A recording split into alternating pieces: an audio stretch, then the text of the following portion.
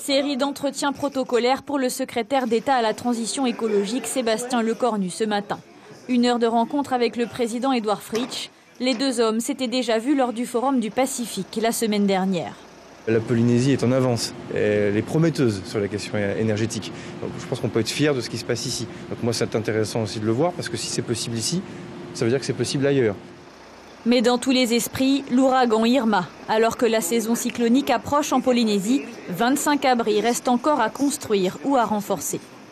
Nous avons attiré son attention très fort sur cette problématique de la prévention et surtout pour la protection de nos enfants dans les archipels. Direction ensuite le CESC pour le secrétaire d'État pour une brève entrevue avec le président Viniki Sage. Puis entretien à l'Assemblée de Polynésie. À l'extérieur, une cinquantaine de militants du Tavini manifestent contre l'exploitation des ressources marines par la France. La communauté internationale exhorte la puissance administrante, donc la France, d'avoir à respecter la souveraineté permanente du peuple de Polynésie française sur ses richesses terrestres, marines et sous-marines, y compris les richesses minérales qui tapissent le fond de nos océans. Donc aujourd'hui, on veut seulement interpeller l'État sur la nécessité d'avoir à se désengager des interventions sur cette thématique dans notre pays.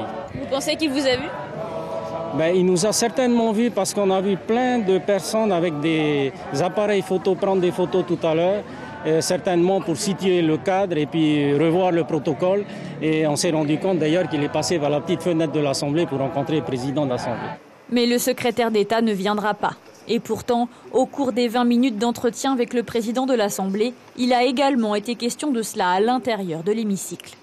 En ce qui concerne la maîtrise des ressources minérales, comme ça s'est fait en Calédonie il y a quelques années, c'est de l'inscrire véritablement dans le statut d'autonomie de la Polynésie française, cette compétence exclusive de la collectivité en matière de gestion et d'exploitation des ressources minérales. Donc il a été très attentif sur ce sujet.